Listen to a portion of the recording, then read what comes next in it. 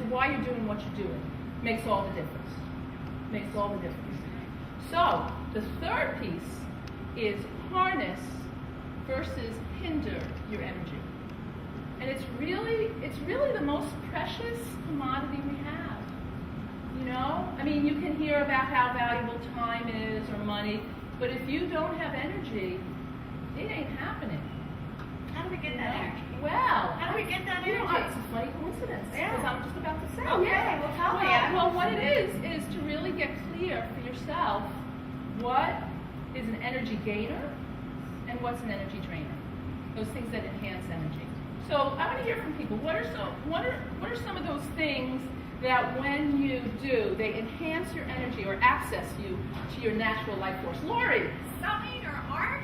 Some art, absolutely. Thank you, Richard. Meditation. Meditation, great. Meditation is key. Meditation is fabulous. Much better than medication. That's right. That's right. Okay, yes, in the back. I was just saying meditation, but also walking. Walking? Yes. Absolutely. Great, yes. Exercise. Exercise. I like to eat myself. I haven't found a dessert that I don't love. I mean, really. That's an energy I gainer love for you. to eat. I love There to you eat. go. And you get joy. Now what are the energy drainers that really zap our energy? Negative. Gossip. What's that? Gossip. Gossip, negative people. Absolutely. What about the self? Yes? Bad food. Bad food. Yeah. Okay. That's a drainer. I think the number one drainer, really, I mean, I Yeah. know about you guys, but for me, is stress. Stress is huge. Yeah, it's the number one killer. Stress. Absolutely. And part of that stress, I'm glad you mentioned that, because part of that stress is what I call the itty bitty committee. Do we all know the itty bitty committee? Those scrappy, self-sabotaging self-talk in our head. People relate, right? And that really just kills off our life force energy. You know, and the more that you can get really connected to your itty bitty committee being something outside yourself. In fact, I think of the itty bitty committee like the Charlie Brown teacher. Do you remember the Charlie Brown teacher? Can we do that together? But that's what made Charlie Brown so great, though. The wah, wah, wah. And we understood the wah, wah, wah, didn't we? We didn't need to know exactly. Like we didn't even need to know what she was saying. We got it. So to really be able to step out and really say, wow, that's my itty bitty committee. That's it. That's all. Now, I have a little, you know, what can I say? I'm a girl, so I get a little girly about it. I give them a name, I give them an outfit, and I accessorize. So I have a whole little itty bitty committee, and they have their whole little outfits, but I find it actually very entertaining. So really looking at what harnesses versus hindering your energy. Number 4, we'll get into what you were talking about before. Remind me. The big D, distraction. Yes, very important. Dealing with the dizzying distraction. What do people get distracted by? Cell phone. Don't get me started about the Yeah. cell phone. I think we need to do a show just on mannerisms of cell phones. Mannerisms of cell phone. Yeah, mannerisms. Wow. Just because, like a couple. Oh, you mean manners? yes, your manners. Oh, On yeah. how to deal with a cell phone when you're talking to someone or I agree. on the street, in the subway. I mean, it's taken over the world. I love that. I'm gonna get broccoli, and then after that, I don't know. I'll catch the 11:22 train. It's like we don't care. We have a life, but yes, distractions are huge. What are some of the distractions that you all deal with? Other people. Other people, like, tell a little bit more. Family. Family. Okay. Oh, Lord. Other people, like other people's agendas, kind of. Yeah, for instance, like if they have something to do and you need to focus, that sounds more interesting. So like socializing. Socializing. Yeah, great. That's a big one. That's tough. That's why it's probably important Yes. to handle your own stuff first and then give yourself to other people. But do we do that? I don't think we do that, though. That is exactly the tool that I was going to talk about, which is basically to really cherish your savvy time.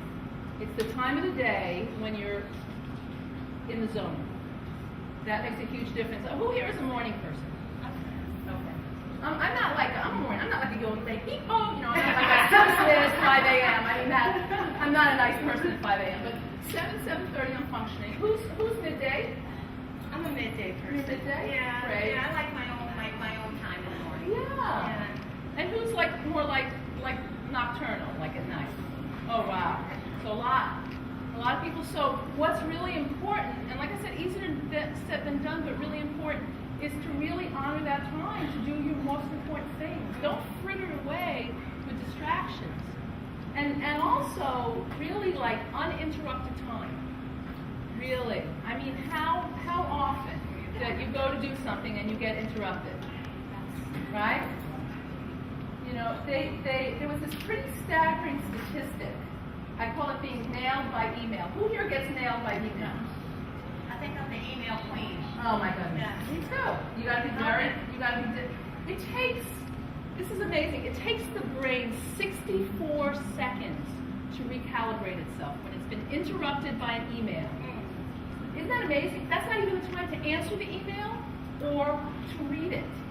Given the average amount of emails people have, they lose 8.5 hours a week. One full day. That's pretty staggering. I lose about 3 hours myself. You lose 3 Yes, hours in a 3 day. hours, sure. Yeah, absolutely. So you got to be really, one tool that I suggest to my clients is isolate the email. Do it twice a day. It's amazing. I put that on my signature stamp. They don't even read motivational speaker. They're like, wow, you only do your email twice a day? How do you do that? Teach me. So yeah, so really be careful of dizzying distractions. That's another one. Does time management fall in there somewhere? Because really controlling your time, I find it a problem for me. Yeah. And some of the questions and the comments that that people post on our blog is time management. How do you fit in everything during the day? That's a good question. I actually think of it as like priority management more than time management, because you almost like can't manage time because time's going to be 24 hours. Can we control it? Or no? Yeah, I think you can manage your priorities, Okay. and I think you can manage your energy. The other thing I think that comes up for people is, I don't know about you folks, but it's like you schedule something how long you want it to take versus how long it really does take. And have you ever noticed it's kind of an abyss the size of the Grand Canyon?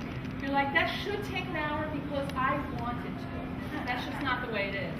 So, really savoring that time of the day, the savvy time, and really having uninterrupted time. My sweetheart Charlie, bless his heart, he's so patient with me. He's a little like the cat, how cats don't pay attention, and then you go to read the newspaper and he sits right. So I'm on my email and I'm focused and I'm doing my work, and he comes to talk to me, and it needs to be my uninterrupted time. So very lovingly, right, sweetie? Pretty lovingly. Well, I'm good at it. Yeah, I say I love you, and he says now go away, and I said yes. So it's important to set boundaries in a loving yet playful way. Very important. I like what you just said. Set Yeah. boundaries in a loving and playful You way. have to. Because I think boundaries aid to your health and wellness. They of totally do. having that free time and having that quiet. Well, I think it's very much like the oxygen. I mean, how many times have we flown and kept hearing that? Putting on your own oxygen mask. As cliche as it may sound, it's like if you don't put on your own oxygen mask, are you really there for anybody else? So the fifth power principle, is basically big changes happen on small, consistent action. How many of you fall prey to, like, if I can't do it perfectly yesterday, I don't want to do it at all? Right? Like, we do that. I know I do. For many years, unless whatever I came out of my mouth on the page was pearls from heaven, and then I got done, buckets, right? Because that's what happens, So to really, one of the things to do is to really chunk things out. Chunk things out in smaller chunks. So let me ask you a little Science 101. What's going to happen if you take a big project, or the way I like to say it is the bigger the learning curve, the smaller the chunk? If you take a big project that you're going to do, and you put it into a small little chunk at a time, what's going to happen to Mr. Amygdala, who's out there sussing out danger? What's going to happen? Call it out. What's that? If you do it really, but if you do it really small chunks, he's going to go to sleep. He's going to get very Brooklyn. He's going to go, yo, what the heck's going on here? There's no danger. There's no drama. I don't have to send adrenaline out to the circuits. I'm getting bored. I'm going to sleep. That's what we want. We want the amygdala to go to sleep. So the smaller we chunk our activities And if we add what I call reward sandwiches, so it's a food reference. I like it. Cool, I like right? it. So if you sandwich a pleasurable activity, not a self-numbing activity. People always say, oh, like a bottle of wine before doing a difficult task. I'm like, you know, a glass of wine. So if you put a pleasurable activity before and after, the reward center of the brain in the parietal lobe, this is amazing, actually sandwiches it all together and actually starts to think of the whole task as being pleasurable. Isn't that amazing? It's quite amazing. Give us some examples of Okay. activities other than the glass Great. of wine. Because Okay. we never stop there sometimes. Well, what are some things that people like? I know, right? You That never happens. stop at a glass Yeah, of people wine. always go, oh, so I can go shopping for an hour and a half before doing something for 10 minutes. Not exactly. That's a reward 6-foot hero. No, that's my sandwich. So what are some things that are pleasurable for people that engage the senses? Laura, you mentioned about doing hand work with quilting and Reading something, frivolous. reading something frivolous. Great. What else? What are some other pleasurable activities that engage one or more of the senses? Pedicures. Pedicures? I love them. I'm such a spa girl. Yeah, pedicures is great. I don't like that cheese slicer though. That gets me scared.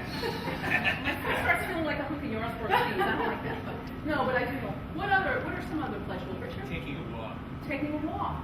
So the more that you can engage the senses, the more that the brain will start to see it as a pleasurable activity.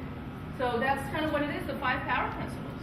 Yay. Yay. Wonderful. Yeah, you want to do a quick review? Do you want to do a quick Absolutely. review? Take us on a quick I know it's dense. I mean, I do sometimes half a full day trainings just on this. So, shift from criticism to curiosity. Oh, you guys are great. Very good. You're like the audience that could. Okay. Shift from, I'm going to say it again because this is very important. We're also relentlessly hard on ourselves. Shift from criticism to curiosity. Great. Number 2, do what matters most. And having value-based goal setting based on giving yourself the what treatment? VIP. Values, interests, and purpose. Great. Number 3, harness versus hinder your energy. Get rid of notice the scrappy self-talk. I love Stacy that you're wearing my little, I got Stacy Angel and Devil earrings. She has her own little itty-bitty committee. I saw them, I had to. So right, make peace with your itty-bitty committee. That's part of it. The other one is deal with dizzying what? Distractions. And number 5, big change happens on small chunks. Great. Awesome. Well, thank you so much. Thank you so much, Lois. So definitely look at